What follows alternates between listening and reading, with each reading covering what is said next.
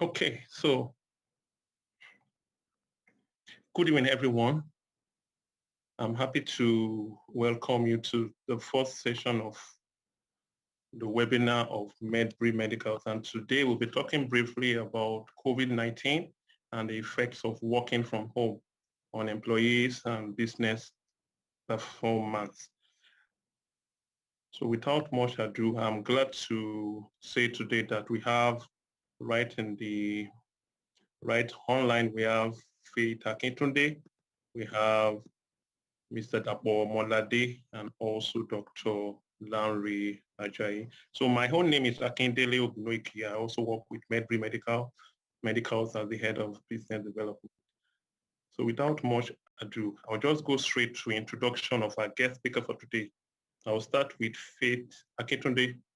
Faith is a performance and productivity advisor, senior human resource business professional, and a founder of HRPR Leverage, HRPL Academy, and Finance Pro Leverage. She is a value-driven HR professional with varied work experience across financial services, oil and gas servicing, and the manufacturing industry, with expertise in performance management, talent management, learning and development, and competence-based people management.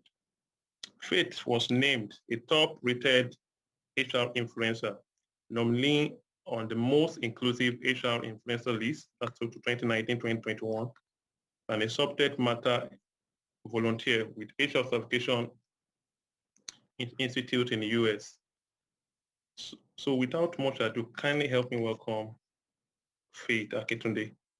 Joining also is Dapo Molade, who is a qualified safety practitioner, consultant, and auditor with more than 20 active and consistent years of experience in occupational health, safety, environment, and project management, administration, operations, training, and consulting for clients in various sectors of the economy. He is also the CEO of Hybrid Group Limited, a one-stop shop for safety and allied services. He is the chairman of iOS West Africa and the national coordinator of Safety Advocacy and Employment Foundation, SAEF, a registered NGO in Nigeria. He has also been involved in human empowerment and capacity building in the areas of HSC as a safety entrepreneur, trainer, coach, mentor, and regular speakers at seminars, workshops, and other programs. With much honor, I welcome today Mr. Dapo Omolade. And lastly, to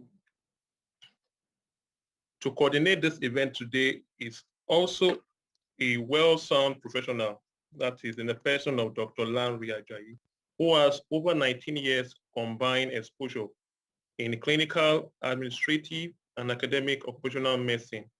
He is the lead occupational physician at Medbury Medical Services, and in addition, is a visiting faculty at the master's program in occupational health at the Department of Community and Primary Healthcare of LASUT. It teaches subjects such as occupational health, occupational toxicology, and occupational safety, and its experience spans across clinical OH practice, occupational health in the offshore industry, and OH practice for operations in major hazard sector.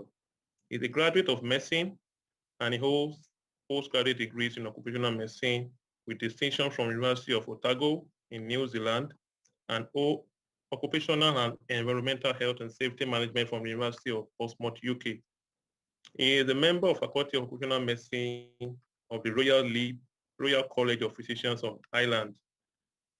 And I can tell you today that some of his interests also include occupational toxicology, fitness for work, disability assessment medicine, and crisis management. So today, I welcome to the house Dr. Lanre Ajayi. Thank you very much, Dr. Lanre. So at this point, I would welcome Dr. Lanre to take it up from here. We would like to have your video also to come on, Dr. Lanre. Uh, okay, I think I probably will need to change my location. Just bear with me a second. Okay. I didn't know Akin would be asking me to uncover my face, so Good. okay.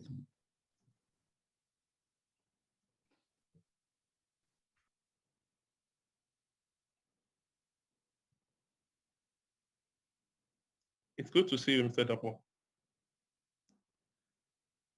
Yeah, it's a pleasure Yeah, meeting you again, Akin. Nice yeah. to be here. Thank you so Thank much. you. It's a Thank you pleasure. for accepting. Thank you. Right.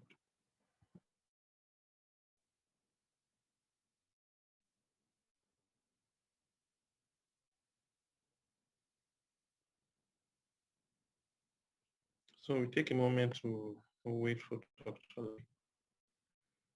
So I hope that the agenda for the day is after the introduction, we have the discussion session for roughly about 40 minutes, and then we have opportunity for people to ask questions related to the topic for today.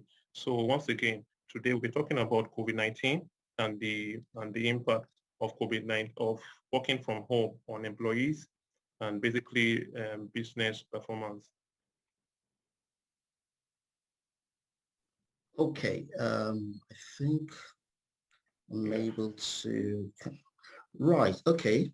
Thank you so much, Akin, and good evening to everybody, particularly to our guests, Dr. Omolade and Faith. We feel very honored to have you join us. Thank you so much. And to all the people who have joined us, we say thank you very much. Welcome you very warmly to the maiden edition of this webinar.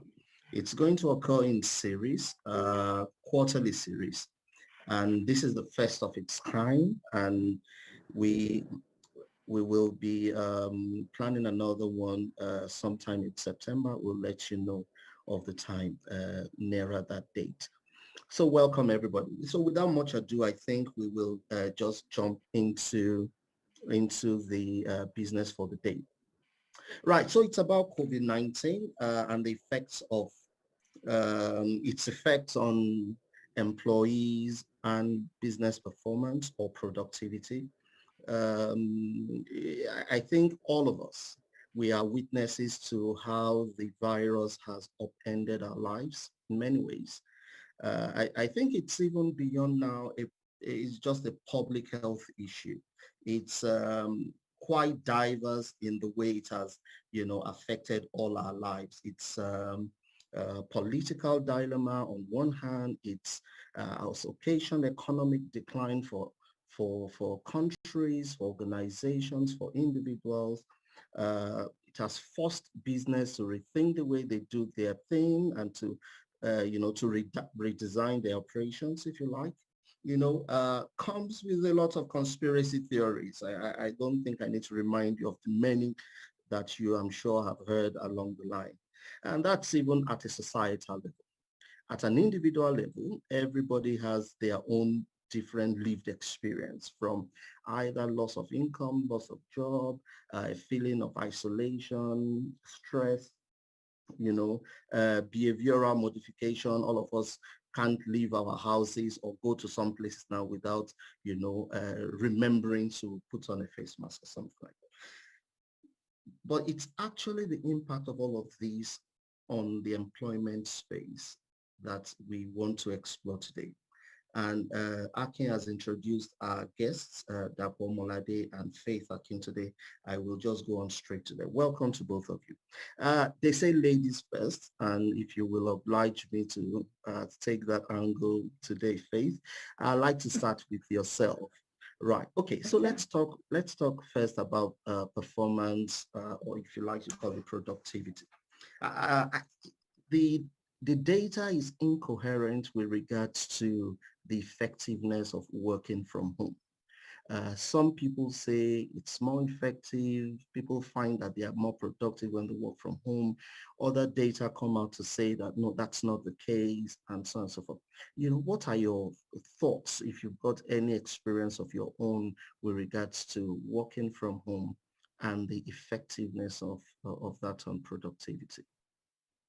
Okay, so if we take working from home, so I mean, before I respond to your question, I'll say thank you. Thank you for having me. I count it a privilege to actually be here. Um, so talking about working from home, if I would speak from experience, my experience and experiences of people that I've either interacted with or managed directly or have partnered, um, taking it from working from home. So if we look at that, we're saying we're working from home, not anywhere else, working from home. Now, I would say that there is a bit of data, but it's not sufficient because there is something that is called limited relevance of data. If you pick data from South America, I'm sorry, North America, or the Americas generally, and you pick data from Europe, and then you pick data from Africa, the way the data would behave would be different across region.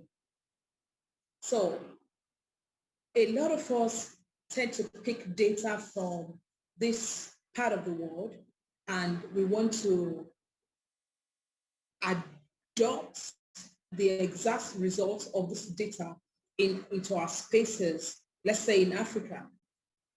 It doesn't work absolutely, I mean, in absolute.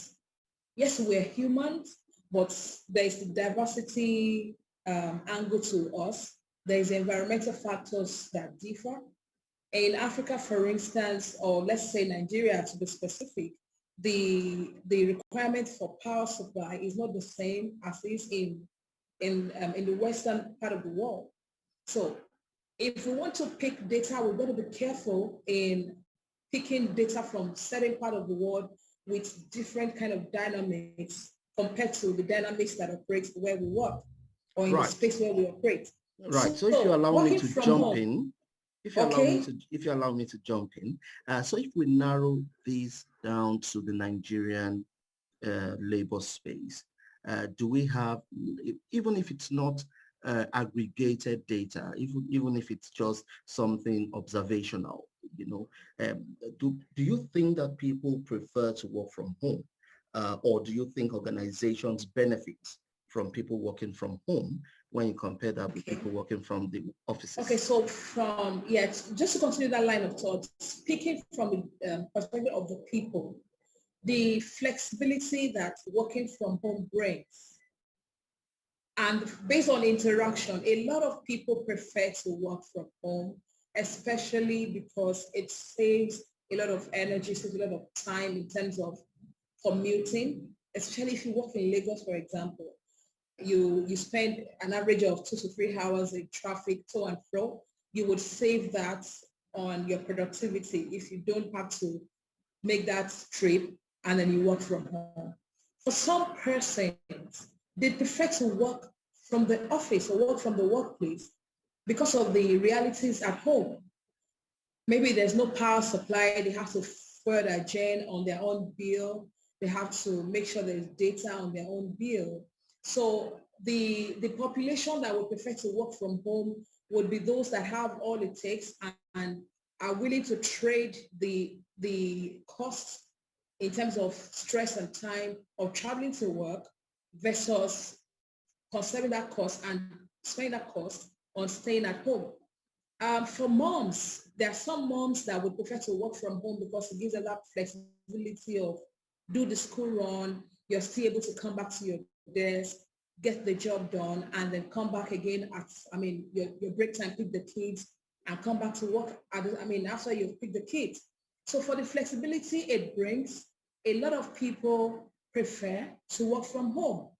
But if I'd say a lot, that would be unscientific. And if you want to speak to data, I wouldn't be able to pick specific number to say, oh, this percentage prefer to work from home. But from my experience, the younger generation, right, find it more interesting to work from home because, of course, there are not so much dynamics to, I want to take 2 hours off, take these hours off. They would focus on the job that has to be done at that point, and they get it done. With working from home, a lot more younger generation would bring more productivity to the table compared to people that have a lot of other responsibilities to combine. Okay, so sorry. Okay. Thank you, Faith. Thank you so much. Okay. Don't worry. I see you've got a lot to share with us. We will give you opportunity as we go along. Right. That's Okay. fine. Thank you. Thank you for that. Thank you so much. Just to quickly say that we will encourage you to put your questions, if you've got any of them, in the chat box as the event continues. So if you've got a question, just put them on the chat box. At the end of it, we will collect those questions and we will try to address them as much as we have the time to do so. Another thing that will come up sometime in the program is a poll where we try to collect your feeling about your preference for whether you like to work from home or you like to work from the office. I know Faith has said the younger people. I don't know how many of those people are here, and I do not even know what younger means. But anyway, we will try to gauge your polls to see what our audience thinks about them. Thank you so much. Now to yourself, Dapo. I think one of the things that has worried me, or at least I have thought about when it comes to this issue of work from home, is the question of duty of care or the question of liability. It used to be the case that you're going to a workplace, whether that be an office or whether that be a shop floor, and it was, immediately without question, who has a duty of care for you. That's certainly your employer, because you are going to work on their premises. Things have changed. The office is no longer a factory or a shop floor somewhere, or an office location somewhere. It's somewhere in your own home. The question is, does an employer still have a duty of care to an employee that works from home? Thank you so very much, and nice to be here. And thank you so much, Faith, for that very good introduction. I think I'll just ride on some of the things that you have said. And when Larry was asking younger, and I raised my hand, he didn't recognize that because I believe strongly that younger age that he's talking about, I think I belong to that group right now that Faith said that want to work from home. And definitely this is no longer by age or by whatever, but I think for me, the COVID brought this to me, which I didn't know, or I didn't think I desired it so much until the COVID. And now I'm beginning to think very seriously that, okay, maybe this is just the best. And I have a few research to back that up, to prove to myself that I'm more productive when I work from home. And many times I've made it clear to my team, when I have very serious work to do, I call in to say, today I'm working from home. I've got so much to deliver, and I get myself doing it exactly. So, but we'll come back to that later. But with respect to duty of care, Larry, as you have mentioned, I think what we need to be looking at right now is the duty of care is by virtue of work. And therefore, it means it is work related. It's not facility related alone. It's not building related. It's not machine related. It's work related. So if you take it from that angle, that what we're looking at here is what has to do with somebody doing his job, either at home or in the office, then the employers absolutely will still have to take up that responsibility of duty of care. It's not something we're going to throw away. Now, the situation we have found ourselves right now is that COVID-19 brought something to us so quickly and so fast that we had never really planned for. I've attended a couple of trainings. About 4 years ago, I did a course on business continuity management system. And I remember this was mentioned very clearly in that discussion about the fact that there had to be plan for crisis or what can come in. And when those crises come, employer will still be responsible because the crisis has been generated or has been, put it this way, the crisis have been caused, just in bracket, has been caused by the employer. as I always maintained, employer is the owner of the work. Employer is the person that has hired me to work for him. So therefore, if anything happens to me in the course of that work, either in the air, on the tree, or in the sea, or in my bathroom, anywhere I find myself working, on the employer's account of a duty that he has given to me, then he has absolute duty of care. Now the question is, how do we measure this? How Exactly. do we determine this? That's where the challenge is right now. Now you took that right out of my mouth. Okay, and thank you so much for that introduction, which I think is brilliantly done. We now take a very practical example, and still on yourself, I'm working from home. My employer is who has given me the work to do from home, and then I want to stand up from my workstation to go to the bathroom, to go to the kitchen. I trip, I sleep, I fracture an ankle. Now, how does the employer verify that my account of that incident is as I have stated it, and it's not when I'm playing football in my back garden? All right, thank you so much. Like these are the big challenges that we are all looking at right now. These are the things that we need to determine. I had a very beautiful presentation with an oil and gas service company this last week, and this discussion also came to the fore. And I mentioned in that meeting exactly what I'm going to say right now. Employer has better begin to look at how this will be captured, because eventually it's going to be employer's headache. And I give you an example. If employer refuses to accept that I actually fell while I was working, the fact is, what if I'm unable to come back to work again? Who is losing at the last part of the whole equation? The employer has a lot to lose, because I've been trained by the employer, I've been empowered, I'm the anchor person for the employer to get that job done. And I do not really take into cognizance how that job is being done in my home. If I get injured and I'm unable to come back to work, or let's say I lose my life in that course of work, the employer also have lost a whole lot of investments that they have placed into me. So therefore, they need to start looking at that right now. And I said, technology will have to help us here. And Faith said this very well. In Nigeria, this may be a difficult thing right now, but let me give you a typical example of friends that I know that are working in other clients right now, whose employers are monitoring their work per second. So technology has come to the fore. They have to be able to say you're on your system.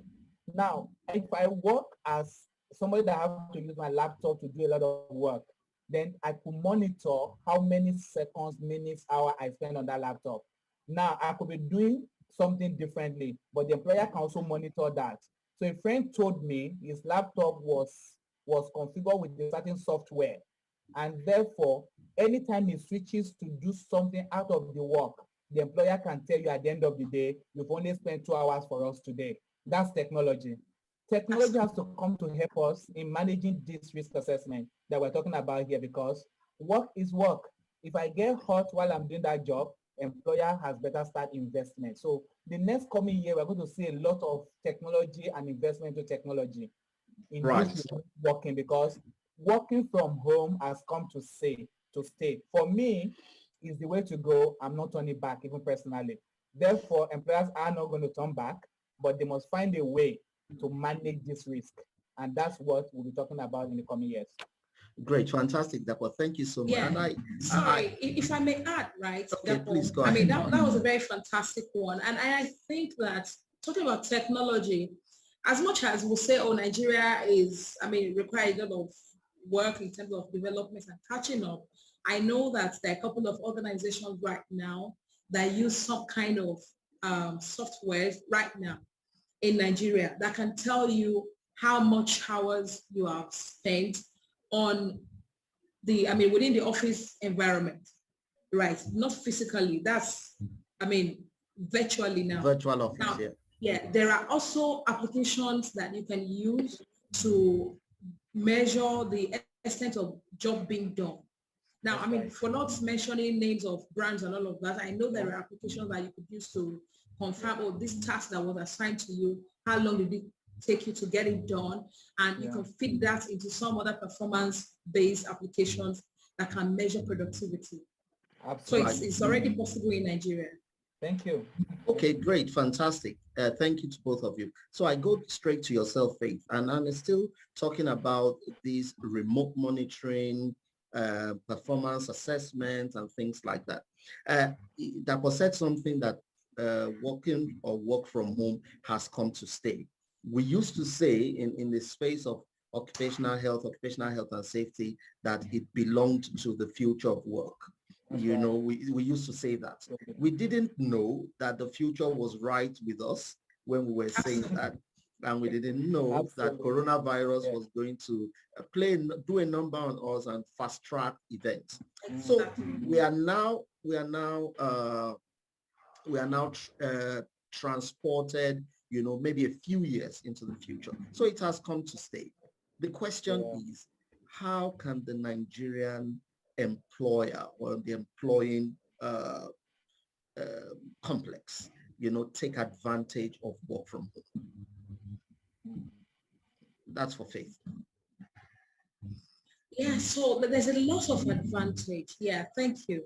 There's a lot of, also there's a lot of dynamics to it. First, I'd say organizations should begin to consider a blend depending on the industry where they operate. Some industries might do 60-40 of working from home, depending, because I would like to be, I like to be quite realistic. If you pick manufacturing sector, for example, there is nothing that the shop floor guy wants to do from home. It has to show up because he has to run the lines. He has to make sure there are materials and all of that. So the guy that is operating machines, except if the machine can be remotely operated, then you can talk about remote working and you want to run the lines and all of that.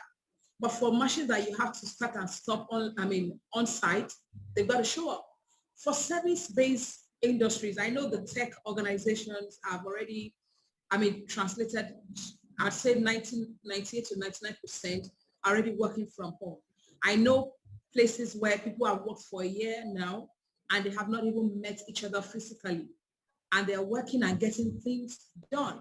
So working from home, I agree with you, has come to stay, or let's say remote working has come to stay. But depending on the industry where the business operates, it has to have a blend. Now, maybe just take it a step further in terms of the advantage that is a need for the employer.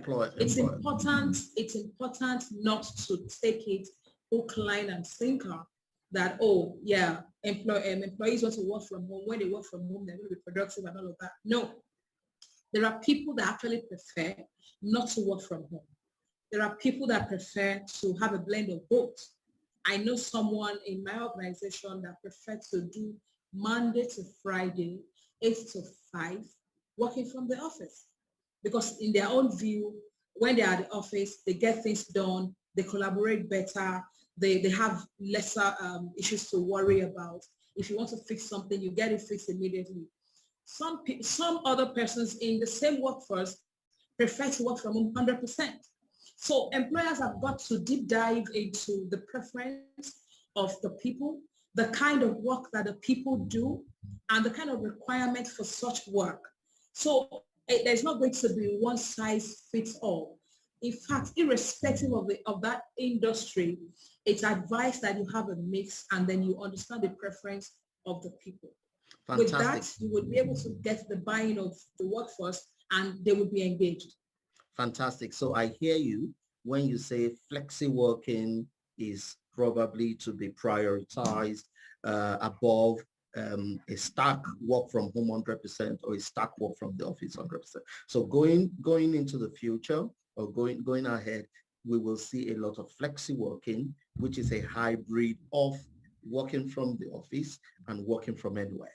Okay, great, fantastic. Right. The issue of mental health, or what I generally put in the big basket of psychosocial risks. The issue of mental health is a very topical one. It's the awareness about mental health conditions is growing in Nigeria, and we cannot continue to shy away from it. But particularly so when people find themselves, locked up, especially during the lockdowns, and then having to work from home. People have reported higher incidents of mental health issues, whether that is in relation to stress or to some other things, from being contributed to by work from home. Dapo, I'd like to have your thoughts, from a health and safety perspective with regards to what can the employer do to mitigate this risk? Very much, Larry. And again, this is real, and this is something that, of course, you personally as a professional, I always leave this to the likes of Larry and the rest of them who are called medics or medical people, because mental health is big deal in this part of our world. And the truth is, you have captured it very well. It's actually growing in very serious large numbers right now. People are having, it's interesting that you're seeing people talking about being depressed and, being suicidal right now. And the reasons for this are not far-fetched. We have come into the future of work that we're not prepared for. That's the first thing. I was one of those people about 3 years ago, 4 years ago, we started talking about future of work. I did a lot of presentation on future of work. Perhaps I didn't understand what I was saying then, but I knew something was coming. And then what was the planning? Again, myself typically. 2 years ago, or before the lockdown, I created an home office. I've always had an home office, but I created an home office. I just said, sometimes I would like to work from home. And as I thinking about working from home, but I just couldn't, maybe I couldn't even talk about it to anybody. But in my mind, I've delivered some presentation that working from home is part of the future of work. So I was trying to create something like that. And a few times I tried to do it, and then I met with so many challenges at home. For example, working in my office, I've got a very good air conditioning system, good table and chair. And now I'm working from my home on a bed, and I don't have a table, or I'm on a sofa that is not comfortable. I'm removing my chair because the heat is so much. Even when there's power, I can't turn on the AC because at the end of the day, I've consumed maybe 30 units of power, more than what I would have consumed if I disappeared to the office. This alone brings stress, financial stress. It brings dependent stress. You start thinking about so many things, and then you actually think you are working. On indeed, you are working, but you are also getting into a state. That state, unfortunately, is not defined, and we are not aware. That's why there's a lot of outbursts right now. Mental health is not something, the only thing we all know about is stress, and that's all. But suddenly, people work for about a year without any structure to work.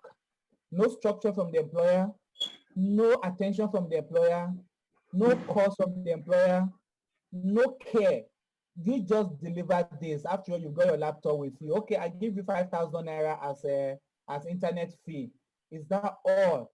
Or I give you, and whatever you give, we must know that it's not equal to what I used to have in the office. Therefore, within a year, I've tried to deliver so I don't lose my job. And I'm going gradually into a state which employer should be talking about. So I think it's, again, going back to employer, because mental health is a risk of working. And employers are expected to identify the risk to the employees and to provide suitable controls to make the risk either go away or reduce it to a large extent.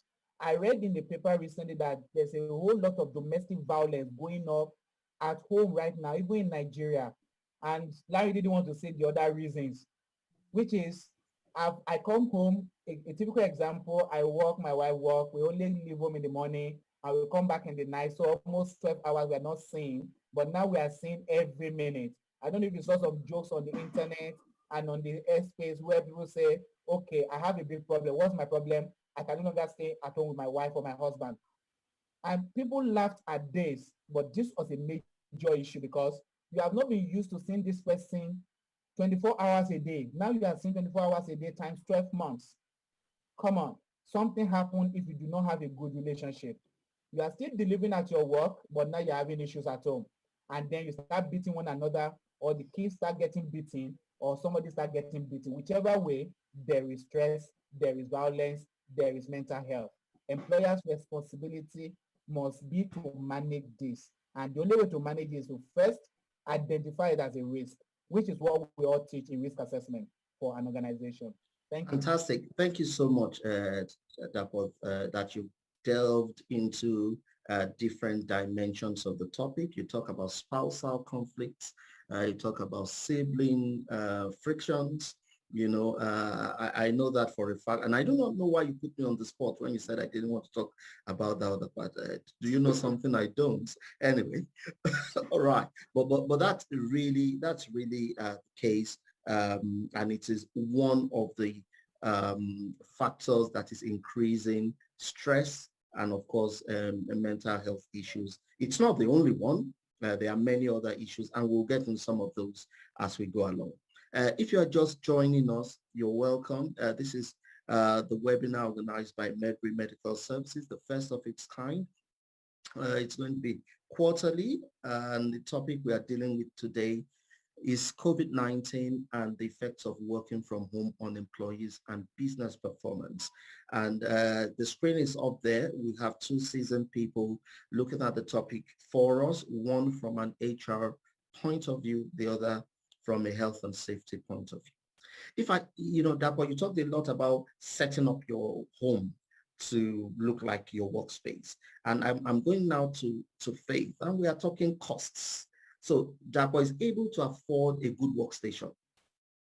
Dapo is able to afford good, fast internet. Dapo is able to afford a generator that he said he pulls off his check. He doesn't do that. He puts on the generator that takes all the ACs in his house. Dapo is able to do all of these things to make his home a conducive office. Who bears the cost? Bears the cost. So if we're to speak to this from science and say, okay, based on what ought to be the ideal, it should be the business, it should be the organization, your employer. Of course, based on the fact that you're working for the employer and these resources you got because you're working for the employer. So the employer should bear the cost based on those conditions. Now, can the employer bear this cost? That's a question. I know that there are some organizations right here in Nigeria that invested in workstations for their employees. They ordered for them, they were delivered to respective employees' homes in this country. So there are organizations that can afford such a workstation. The table, the seat, the comforter, of course you already have your laptop, but they're not going to fix your room with AC anyways. They're not going to buy you new generator and all. But I also know of organizations that would add some stipend to your cost of power, that's energy generation. I know some organizations that invested in some mini power generators. I wouldn't mention brands, but there are organizations that have those small ones that can light, charge your phone, charge your laptop. It's something that can serve you for 8 hours. Now, the employer did a deal such that they can pay down over a period. I can't tell the ratio of ownership and how it works because such resources would be home. You can't stop the employee from using it to maybe plug their TV or plug the laptop to watch Netflix and all that. So there's going to be some level of cost sharing in that. But I know that some organizations have invested in such, and it actually did boost the morale of the employees, boost the level of engagement. And of course, the employees would prefer to stay with such employer. So to round it up, I think it's going to be on a case-by-case basis because you have SMEs that are even still struggling to pay salaries. So if an SME that is unable to pay salary is saying, guys, let's be productive or stay and work from home, you have your laptop, we'll give you data just to ensure that you keep this job. I think both parties have got to look at it that, oh, we're trying to survive right now. But there are some organizations that can indeed afford it. And if they can indeed afford it, it's only fair and wise to go ahead to do that because there is a lot of benefit that comes with it. The employees know where these things are happening, and if they find the chance, they're going to move. But some employees will actually stick to that employer that reasons with them and understand that, oh yeah, right now we're not able to do bigger, but we're communicating and we're clear that, yeah, if we're able to do bigger than this, we can do it because, we would do it because we have the willingness. These are the resources is not there. But our priority right now is to ensure that you have a job that can pay your salaries and then you can survive rather than lose your job. And of course, start looking out for jobs because we know that during COVID, a lot of people lost jobs. And we're not here to cast aspersions on employers that couldn't survive, but to focus on the reality that if your business has gone through the tough times, and your employees are working from home or have business to work from home, it is only fair to support them to enhance their productivity while they work from home. Talking about workspace, I had to invest in one as well. And of course, not my employer. My employer didn't foot the bill. So the realities are different from based on industry, based on the size of the business, based on the kind of organization we're talking about. I hope that helps. You know, that's fantastic. Thank you very much. And for those... Please, before you go to the next question, can I just throw a spanner into this discussion? Just one thing I wanted to throw into what Faith has said. Yes, please. Yes, please. Okay, I may not discuss it, but something to look at later because Faith has said it very well and coming from the point of what you consider as a win-win or a win-win approach to managing this. But let me switch on my health and safety cap. And the question I'll be asking is it about affordability or about protecting the workers? Health and safety law never says anything about affordability of control. It says you must provide adequate control. So when we get into the legal part of this, now we are not able to do this right now because we just found ourselves right here and we are struggling. But as we make progress, there will be litigations. And when litigations start coming up, it will no longer be, can you afford to control or protect your workers? It will go to, you have to control the risks they go through. So it's not going to be affordability, but necessity, because that's what health and safety says, even at the law. Thank you. Right. I agree with you, absolutely. And talking of health and safety, I'm pro health and safety. And I do not speak of affordability as a disadvantage to necessity. But you know also that if we look at the realities, if we have to do all that is necessary and we cannot run business, I'm sorry, I'm an economist, and so we have to just look at the balance. If we have to do all the necessities at the expense of the job itself, meaning the existence of the job itself, a lot of businesses invested in furnitures and they are no more. So I think as much as we're going to look at the necessities, which is number one, the business, the employees have got to work together to ensure that there is sustainability. That's what I was trying to put forward. And I agree. My hands are up. Fantastic. Thank you for that rally. I think it's a rally. That's what you call it in tennis. I think it's me preparing for the finals, the Wimbledon finals. So right, fantastic. Thank you. Now let's talk about, and by the way, you say you are putting on your health and safety cap. That cap never leaves your head. So I don't know where you're saying you're putting it off again. Right. Let's talk. Okay. Okay. Now, let's quickly talk about organizational resilience. I think that's now a buzz terminology in this pandemic where when people are talking about preparing and positioning for the future, they are talking about resilient organizations, agile organizations, organizations that are moldable and can quickly at very little notice, transform and carry on. Okay. Now, with regards to the Nigerian experience, and I'm starting with yourself, Dapo. With regard to the Nigerian experience, what does this mean in terms of health and safety as we go on? And when you finish, I'll jump back on Faith to let us know, how organizations can even be resilient, at least from an HR point of view. Yeah. But from your point of view, what should All right. Thank you organizations so be much. doing? Yeah. Yeah. Go ahead, please. Thank you. Thank you very much, Larry. I'll be very quick at this because there are things that are basic that unfortunately in our own climate has never been at the forefront. Resilience is a big deal for organization because I mean, Faith just talked about sustainability right now. The most important thing that every company or every organization needs to know is that nothing lasts the way it goes. There will always be those kinds of ups and downs.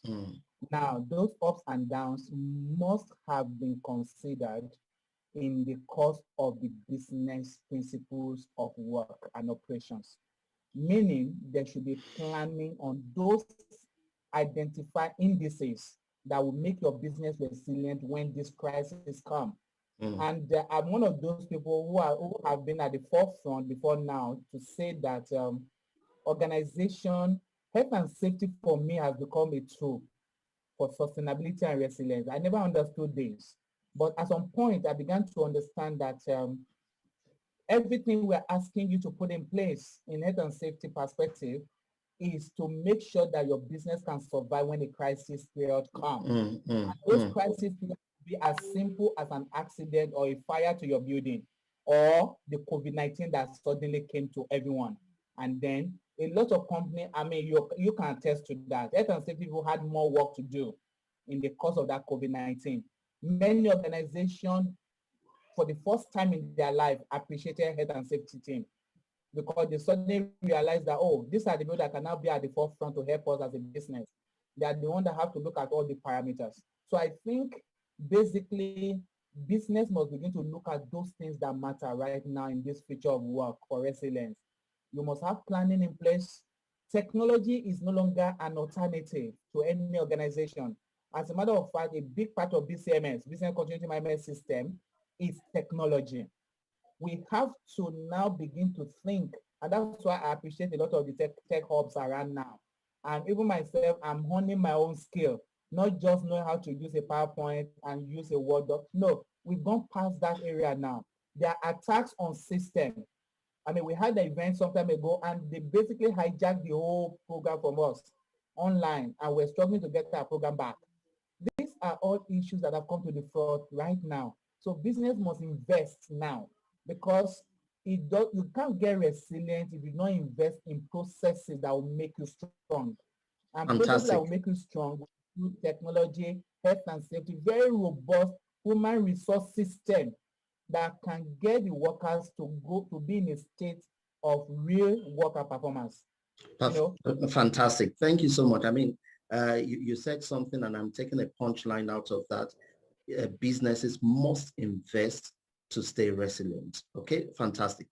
Faith, very briefly, okay, what are your thoughts from an HR point of view with regards to resilience? And I would quickly like you to take, again, very briefly, some of the aspects of what Dapo has talked about. He talked about attacks on cyber security, attacks on IT infrastructure, maybe on servers, and so on and so forth. And we are saying work from home or maybe even work from anywhere has come to stay. So I can stay at a restaurant and try to log on. I can stay somewhere and try to, but then I'm opening my organization's IT infrastructure to attacks, to malwares and things like that.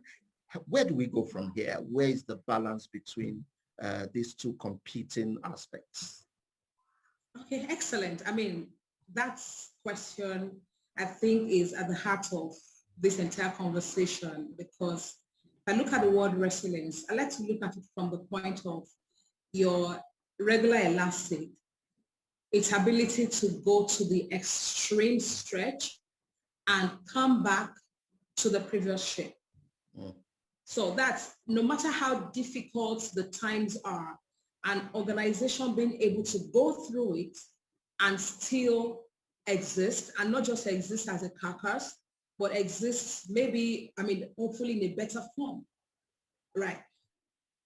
So from that point of view, for businesses to be termed as resilient, you can't test it on the paper. You just have to imagine and assume worst case scenarios and say, okay, what is the worst thing that can happen?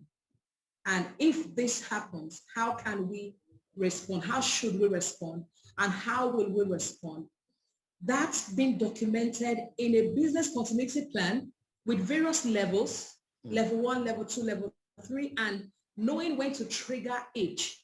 Now, prior to COVID, a lot of organizations that are health and safety savvy would run drills. Let's assume that this entire facility is on fire. What's going to happen? What are we going to do? The organization runs a drill. Oh, okay, we're going to move this batch of workers to this location, or you guys are going to work from home. So today, let's assume our place is on fire. What are we going to do? They will run a drill and run through and through, assuming that these were realities.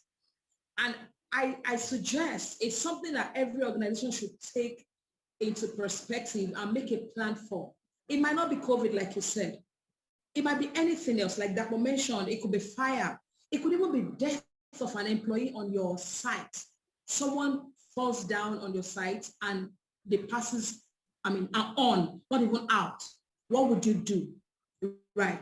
If an employee walks into the office and that's their end, what's going to happen? Every organization should think of worst case scenario in different dimensions.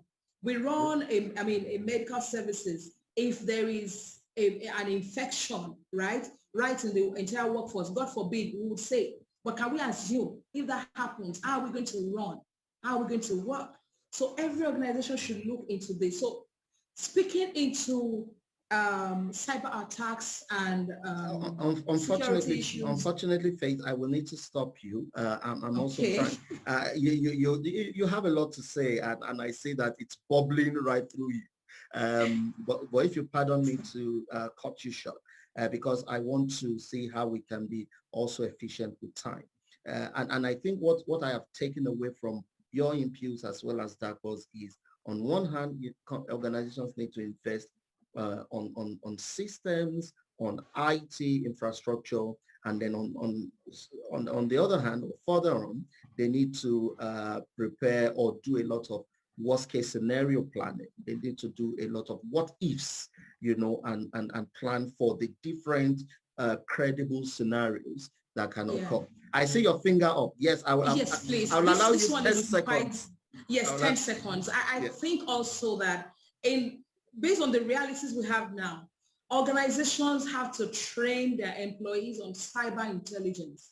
What are those things? How do you recognize phishing? How do you recognize malwares? What are those things you should not do with your passwords? Not just the way the banks give us. They have done well at that level, but if you use, none of us might not know, if you use a free Wi-Fi somewhere, you have exposed not just your organization, every data on your system can be accessed when you use a free Wi-Fi in a place. So it's important that we train our employees on all this intelligence, especially cyber intelligence, just to ensure that the business is not exposed unnecessarily. Fantastic. Thank you so much to both of you. I think we've got a few questions, and sadly, we've got only 5 minutes to the end of the time. But let's see how many of these questions we can quickly take. Let me start with the one that says, some of those questions have been answered in the course of the conversation, so I'll skip those ones if you don't mind. Um, okay, someone is asking about a question about domestic violence. I think we talked about that. Domestic violence in recent times have been noted to influence mental health or psychosocial health for workers working from home. How can organizations manage this new concern? I think we talked about that before. If you allow me, we'll skip that. Right, I see this one. COVID has changed the dynamics of the workplace. I think we'll agree. How can line managers embrace trust of their team members with regards to working from home? Because I think that has to do with a lot of trust, especially where technology, monitoring technology and pacing technologies are yet to be deployed. How do organizations manage only on the virtue of trust before we talk about technology? Faith, 10 seconds. Okay, so quickly, 10 seconds. Over time, this issue of trust has been an issue. It's been quite a critical one. And how I've encouraged managers, employers to approach it is because trust is very delicate. It's either you trust me or you don't trust me. And if you don't trust me and it's expected that I'm supposed to invest in you to trust me, which means I've got to always, do the best to redeem that image of distrust. We're going to continue that battle of trust or no trust. So the best approach is to set clear KPIs. Set clear KPIs. It might look tough, but if I tell you that, every Monday I want this report telling me you have done so and so number of things I've asked you to do previous days, and I want this to happen in the conversation, I want to see it, and I'm tracking it. That's even for manual environment. If that is happening, there's nobody that's going to come and tell me that I'm not doing my work. I know what my work is supposed to be, and I'm getting it done. But if I'm not clear what you are expecting me to do, assuming that I'm not at an executive level, think about the junior workers, think about the middle level managers that still require level of management. We've got to be very clear as to what our expectations are, and then ensure that we are tracking based on what the expectations we have set.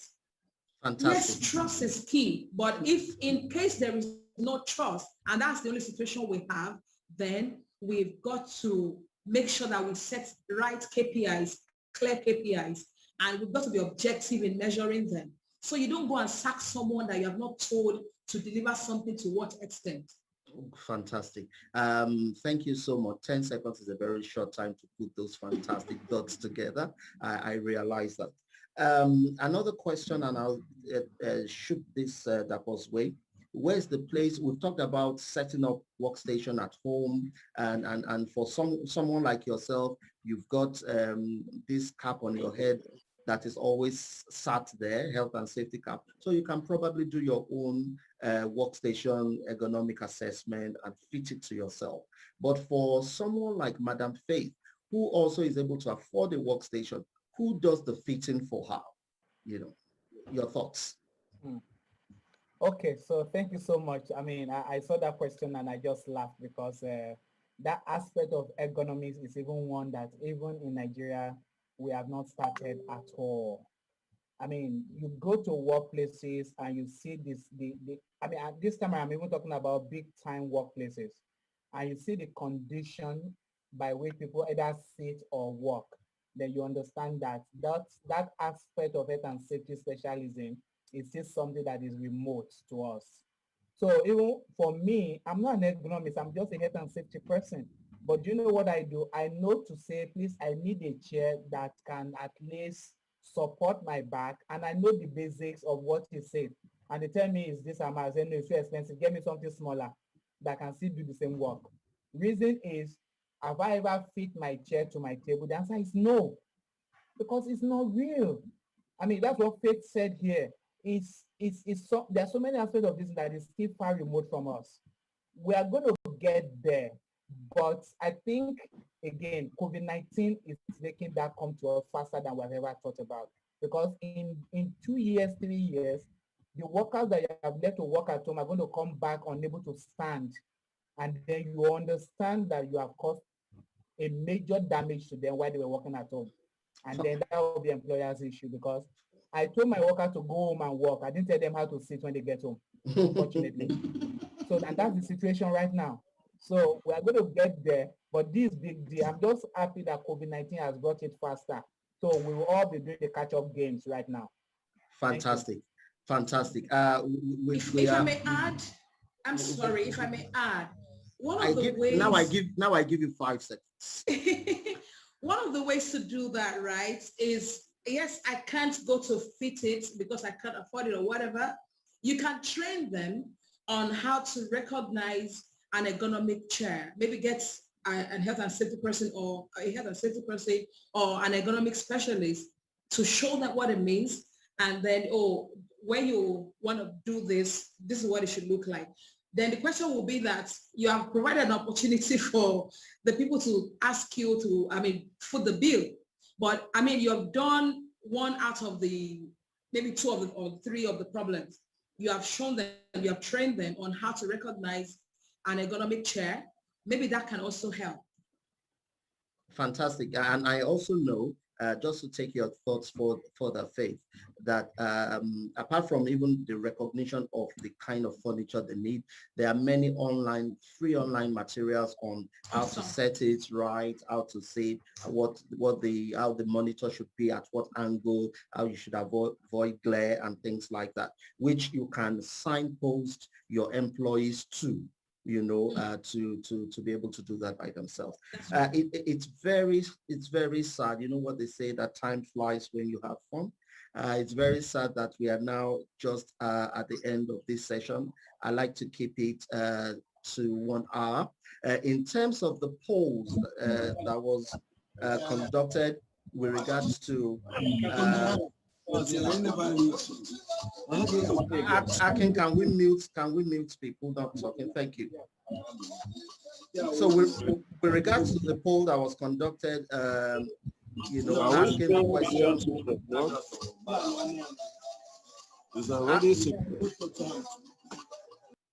Asking the question about your preference for working from home and working from the office. 27% of people who responded just on this call said they would like to continue to work from the office. And an overwhelming 73% said they would like to work from home. People like Dapo, who would like to work from home.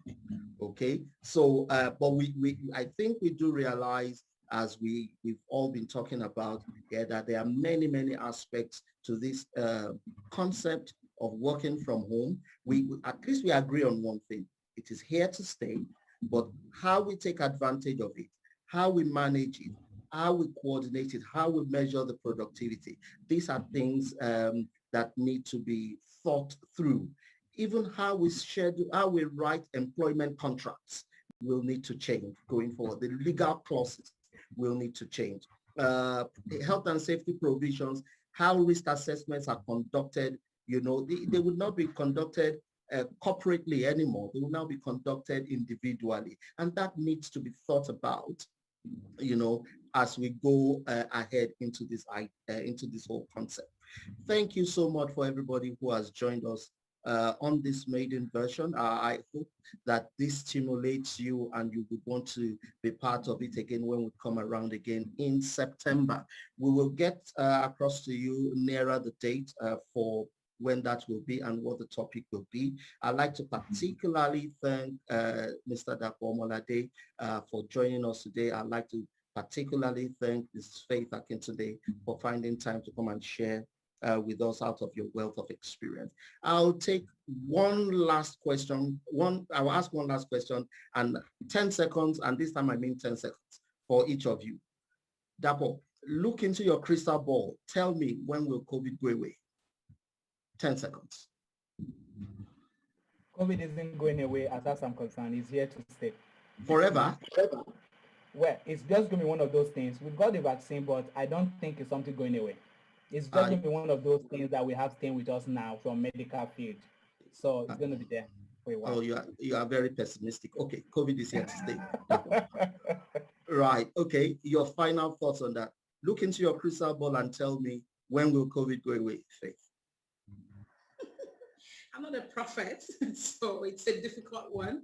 But if I just use permutation and combination, considering that it started and then there was the second variant, whatever it's called, and then we now have the Delta variant. Yeah. I mean, it keeps advancing. So if we want to base it on that historical data, current realities, I could agree with Dakmo.